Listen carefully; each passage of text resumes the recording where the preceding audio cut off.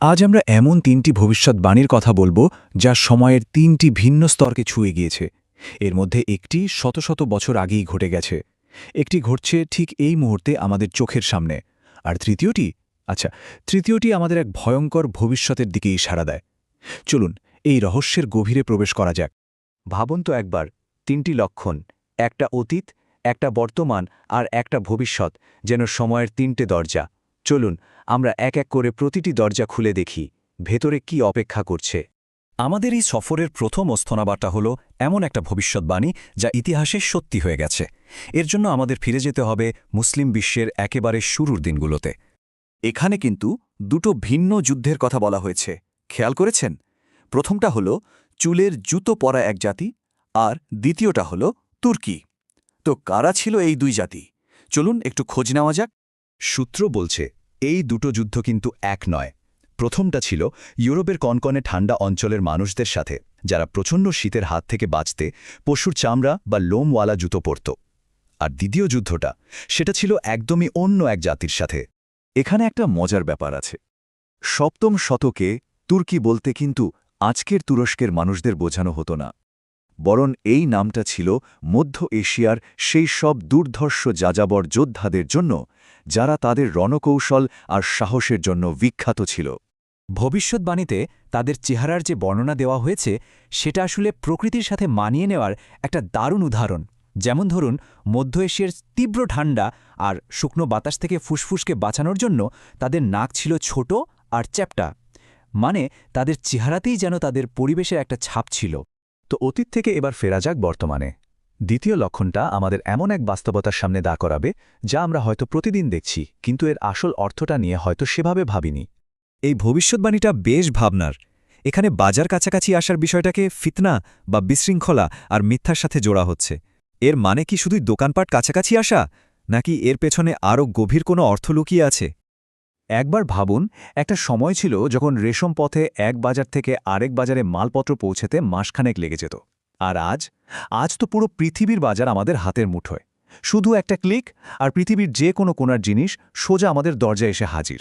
এই যে $800 বিলিয়ন বিশাল অঙ্কটা দেখছেন, এটা কিন্তু শুধু একটা সংখ্যা নয়, এটাই আজকের বিশ্বায়নের চালিকা শক্তি।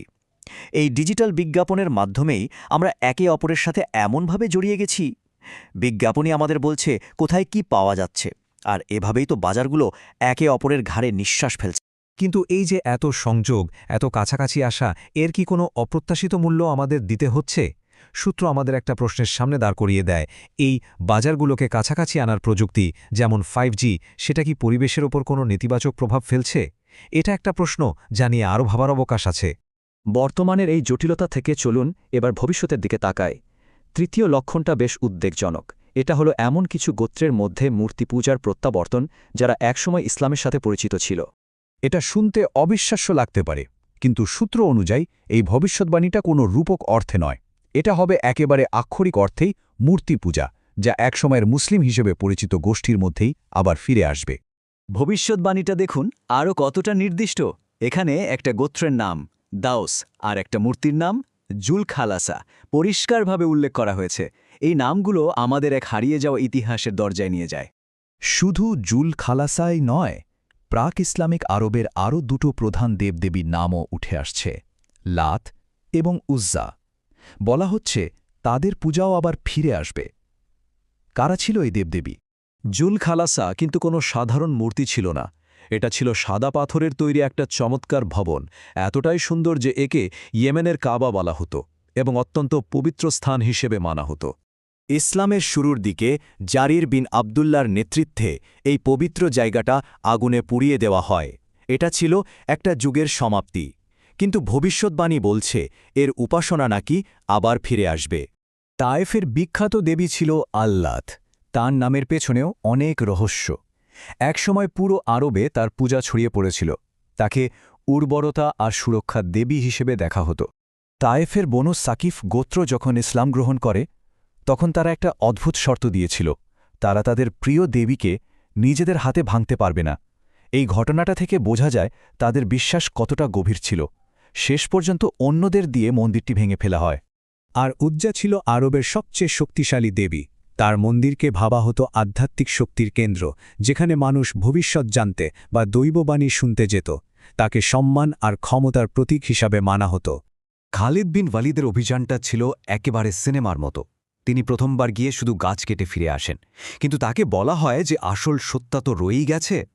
দ্বিতীয়বার যখন তিনি ফিরে যান, তখন মন্দিরের পুরোহিতের সাথে এক ভয়ঙ্কর নারী মূর্তির মুখোমুখি হন এবং তাকে চিরতরে শেষ করে দেন। এখন প্রশ্ন হল, এই যে মূর্তিগুলোর এত খুঁটিনাটি বর্ণনা, এগুলো আমরা কোথা থেকে জানলাম? চলুন এবার সেই রহস্যময় বইটার খোঁজ করা যাক, যেটা প্রায় 1000 বছর ধরে ইতিহাসের পাতা থেকে উধাও হয়ে গিয়েছিল। বইটার নাম কিতাব আল আজনাম বা মূর্তি পুস্তক। নবম শতাব্দীতে লেখা এই বইটা 1000 বছর পর আবার আমাদের হাতে এসে পৌঁছেছে। এর পুনরাবিষ্কার যেন তৃতীয় লক্ষণের ভবিষ্যৎবাণীগুলোর জন্য একটা নতুন দরজা খুলে দিয়েছে আর প্রাচীন আরবের বিশ্বাস জগৎকে বুঝতে আমাদের সাহায্য করেছে।